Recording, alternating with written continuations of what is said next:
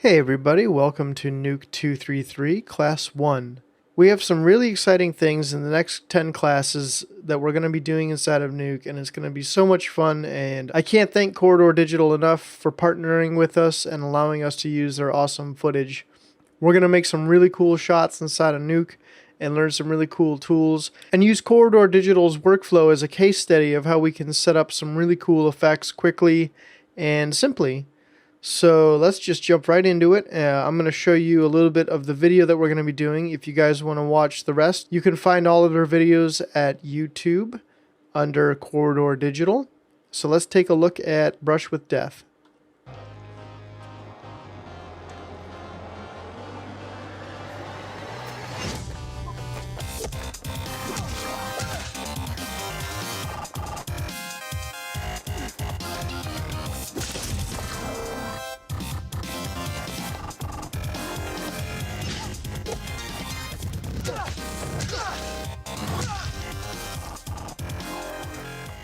Alright, and there you have it. Some really cool projection mapping techniques. And I think you're going to find this to be rather simple setup. And we can achieve it pretty quickly inside of Nuke. And I'll show you that right now. So what we're going to do is we're going to read in our plates provided for this class.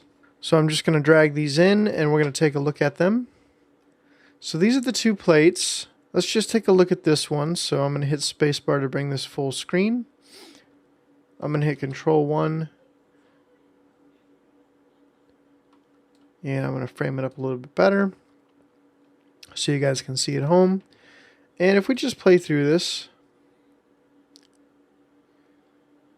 this is what the clip is right here.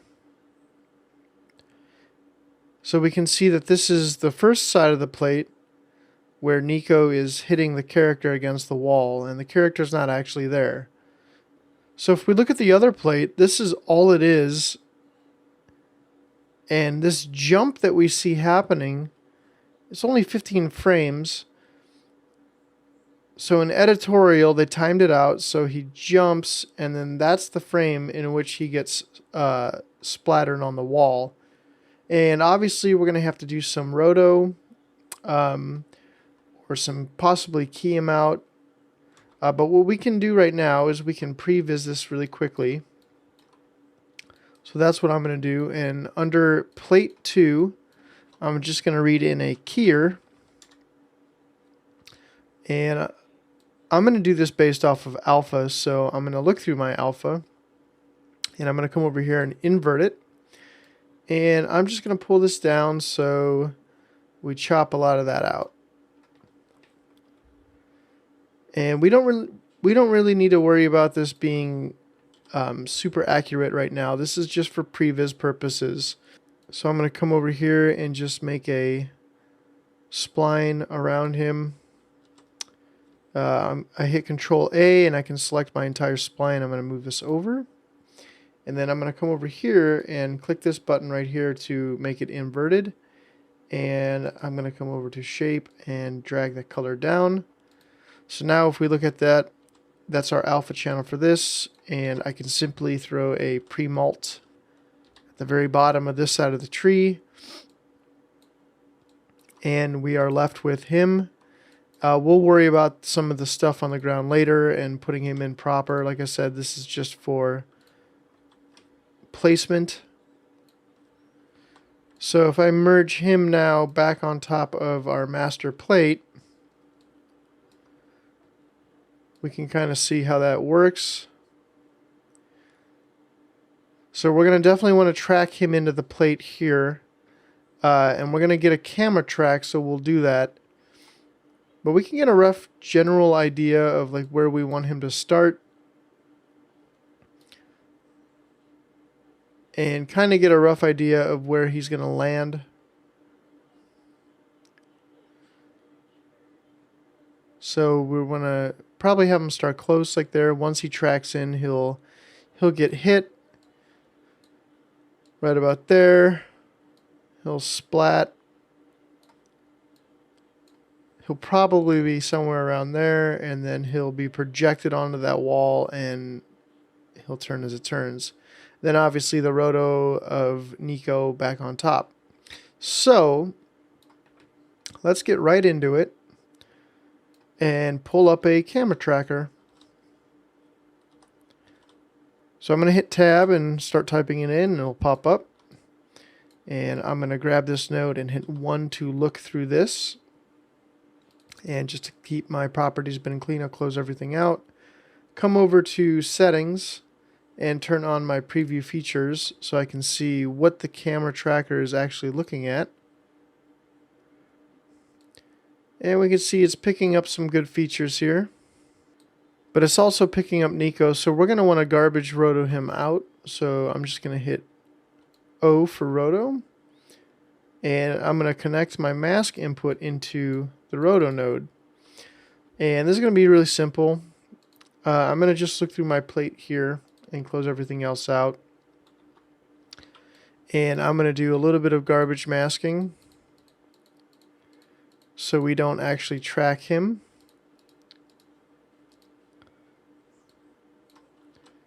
And I can do this really quickly. Or you can hit Control and Shift to drag those handles around, affecting everything else appropriately. So we can select chunks of it if we want, individual spline pieces. And we're just going to go ahead and quickly run through this. I usually keep my fingers around the Control, Shift, and A areas, so I can just hit Control, Shift, and drag that out. And then go back a few frames, rotate it, Control, Shift, drag that up. Trying to minimize the amount of roto around him that I'm actually doing, so we pick up everything else. And with everything selected too, I can hit Z, which will automatically turn those into nice smooth curves. So this might be some stuff that you guys have already figured out, so we're just going to go ahead and finish our garbage mat. Alright, we're just about done. A few more things to adjust, make it a little bit more accurate than it is. Always good to go that extra mile and adjust things where and when we can.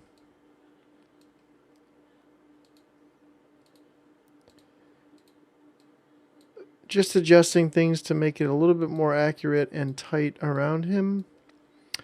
And just trying to get some of that information back once we start tracking. And I think this is good for garbage roto. I'm not too terribly worried about when his hand peeks out, but might as well get it while we see it. Especially up here on the elbow. So I think that's pretty good for garbage roto. So now what we need to do is come over to our tracker.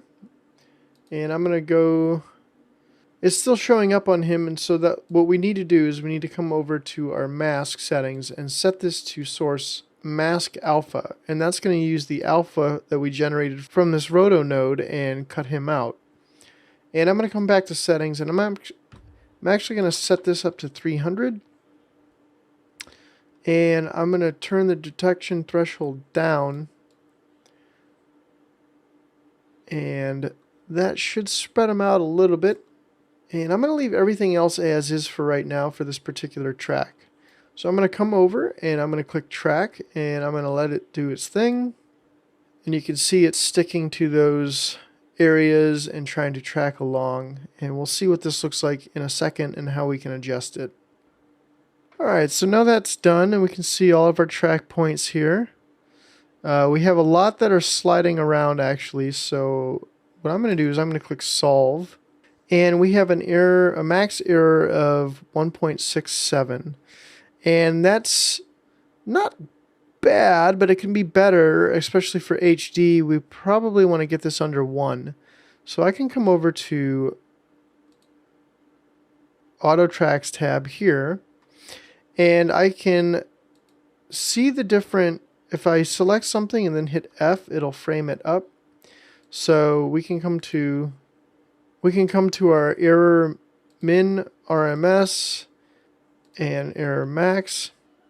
And we can see the different settings and where these fall along the chart, and see where it falls along the chart here.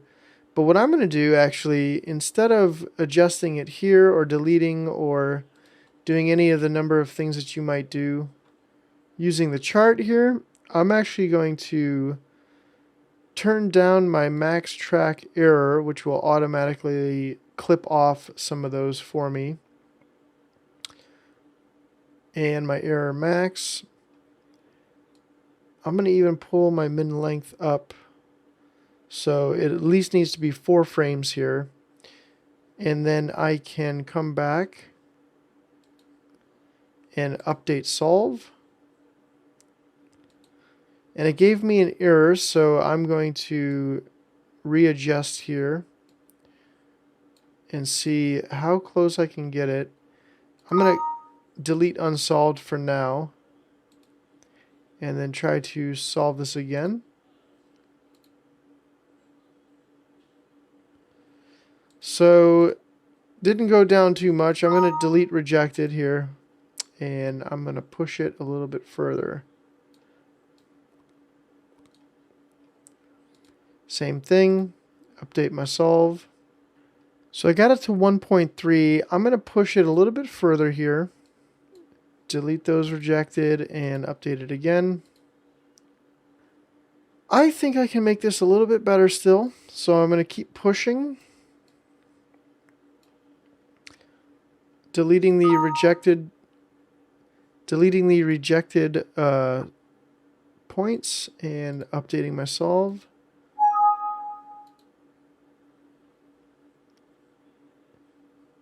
And just by deleting the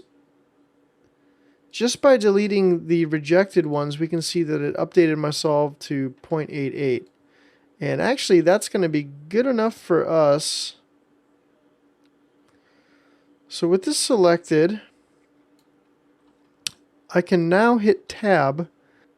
I get a generic point cloud of what's happening. So we can start to do something with this.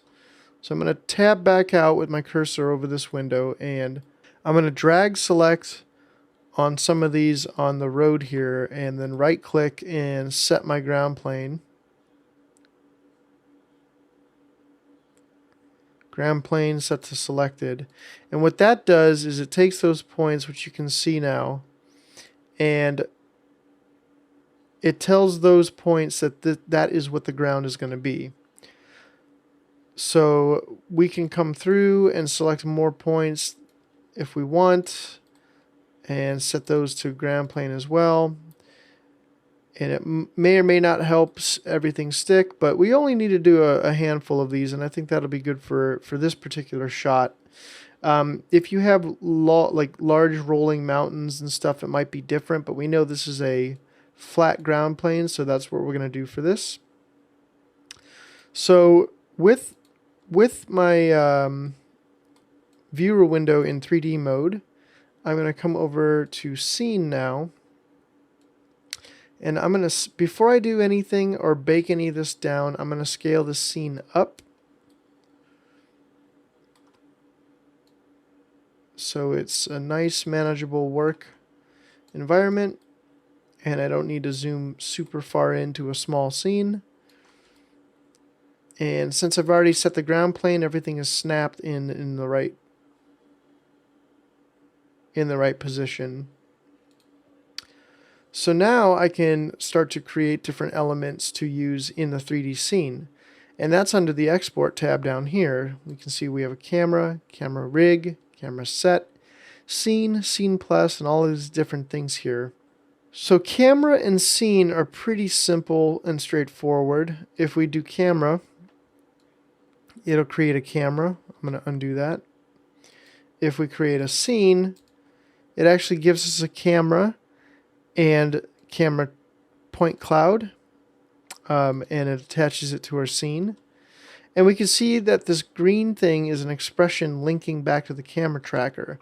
If I want to bake everything down, I'm going to not select the link output and then click create. And what that'll do is this is no longer linked by an expression. All of these keyframes in this camera are baked down.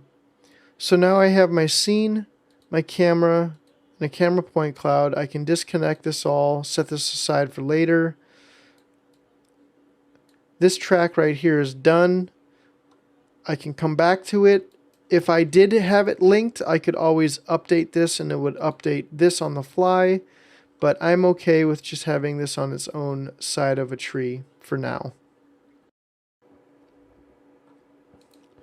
So another thing we're going to do is we're going to create a scanline renderer. And so I hit tab, I start typing it in, it pulls it up, and I can either hit enter or select it from the drop down. So boom, right there. So by the way, the fastest way to pull up nodes is to just hit tab and start typing, and then you can just select it. So I'm going to hook my object scene up to my scene and my camera up to my camera. So this is the scene and the camera are now hooked up to the scan line, and that means that I can start rendering things out. If we were to look through this now, nothing is being rendered because I don't have anything coming through. But you'll notice that this background is not the correct aspect ratio. So what I want to do is I'm going to hit S with my cursor over my node graph, and I'm going to set up this scene here to be HD. So now we can see that this is HD, and 24 is fine with me because this was shot at 24, and these are frames. So that is set up for us. If you hit spacebar on any of these windows, it'll bring them full screen. So I'm going to just hit spacebar on my node graph and start to organize this a little bit.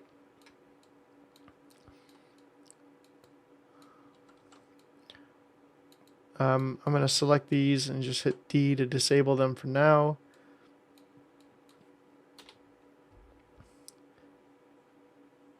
And I'm going to bring this guy over here because this is what we're going to be projecting. And I'm going to bring this over here. And I think this is good. So to recap, we drag and dropped our plates in here. Likewise, you could hit the R key for read and just select your plate where you've downloaded it and to read it in. We've created a camera tracker. We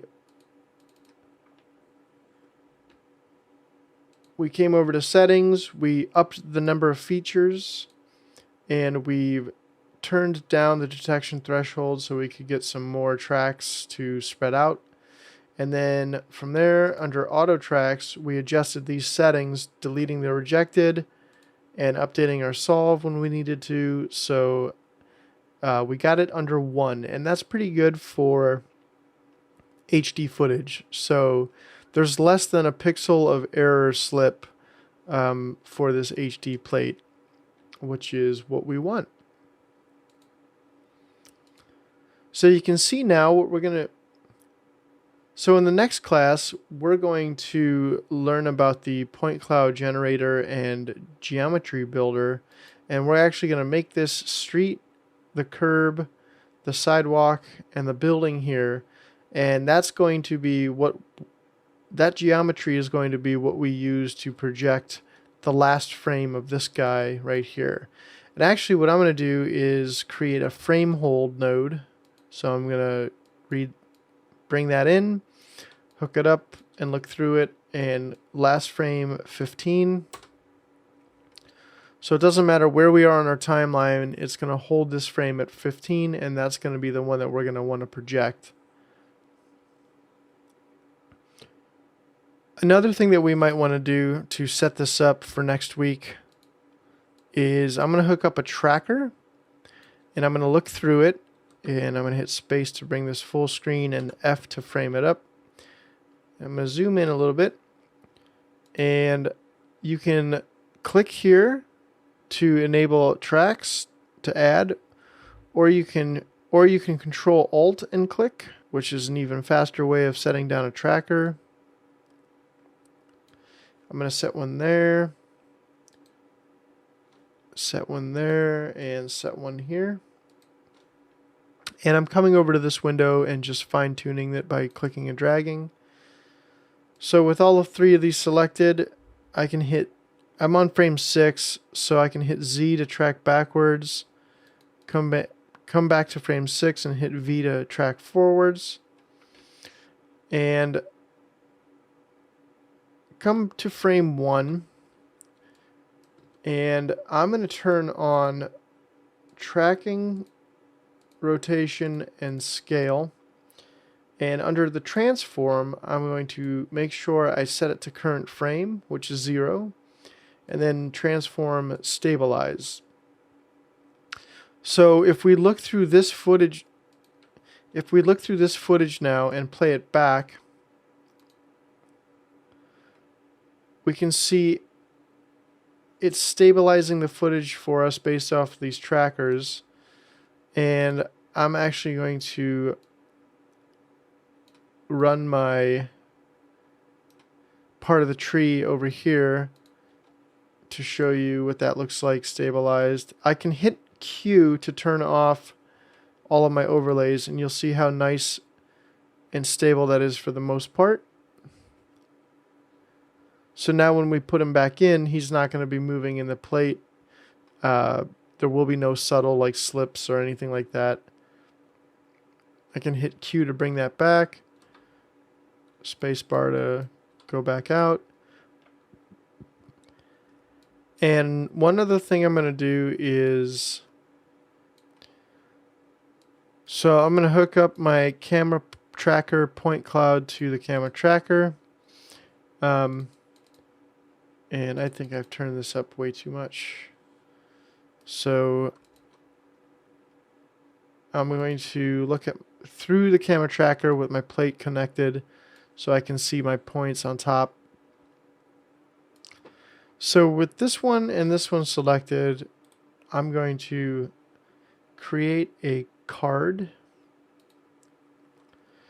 And that's basically going to place a card in my 3D scene. And if I look through my scene, we can see where it is in conjunction to the camera. And let me just plug this card up to the camera. And then plug the checkerboard here that I created just a minute ago. And if I look through my scan line and hit tab to go back to 3D, we can see that we have something that we can start to place him on now. And what I'm going to do is come back here, and we can, holding Alt, I can right click and drag and spin around, and we can see that I'm going to want to make this perpendicular to the ground and bring it just up a little bit so it's right at ground level. And then the other thing is I'm going to want to make sure that it's lined up roughly with the feel of the layout of the sidewalk here. And I don't need this to be perfect. I just want to get it in the right feel. And actually, I might need to go back here.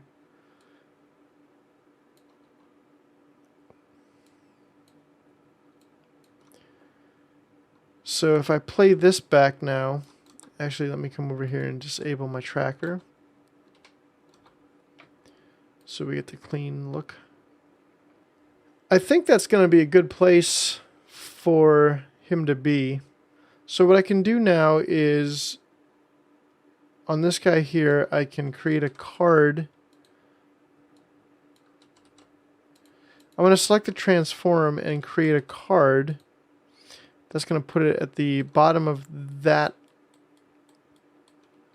tree, and it's going to use what's coming in the pipe to create the proper aspect ratio.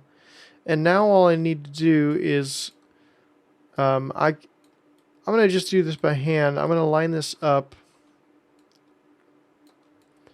to be roughly the same area, clicking on these transform handles right here for my X, Y, and Z.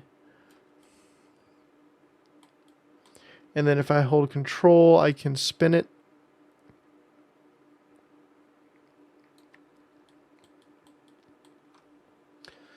And then I'm going to come and scale him up.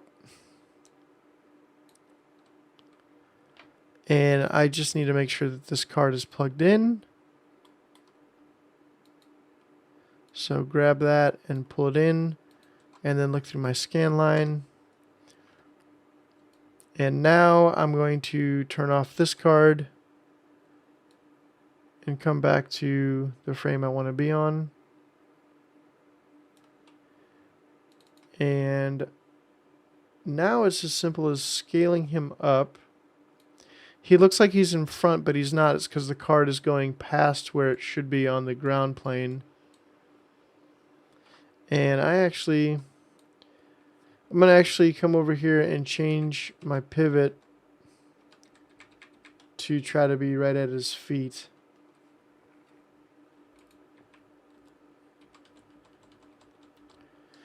So now it's a lot easier to pull and drag him around or even scale him up and down based off of a area that we have set. So if I come through here, I just want to line that up a little bit better. So he's basically going to get hit right there.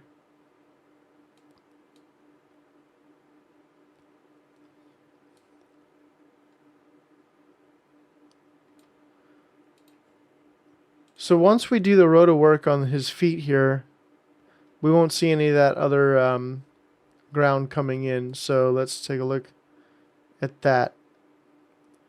And that's going to be the basis. And basically from here,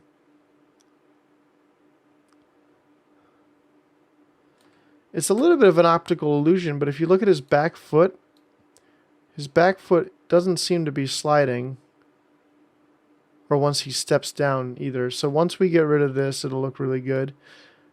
And then you'll see he jumps, and that's going to be the frame where we switch to the actual projection against the wall that we're going to create. And I think that's good enough for now. We'll stop here. Don't forget to save your work, your progress of your work. If you guys have any questions about the scene, camera, scan line, card, or any of the operations, please feel free to ask them in the forums. This is a good start, and this is actually really good previews for this particular shot of how we're going to approach it. So, and actually one of the things, so we're just not confused about anything.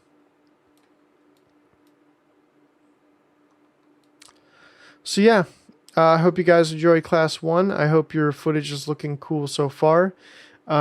Feel free to post or send me links to any of your works in progress. I'd love to see what you guys are doing. A lot of you guys like to jump ahead and try to go above and beyond, and I love that too. If you have any questions, hit me up in the forums or tweet at me, and I will see you guys in the next class. All right, take care. Bye-bye.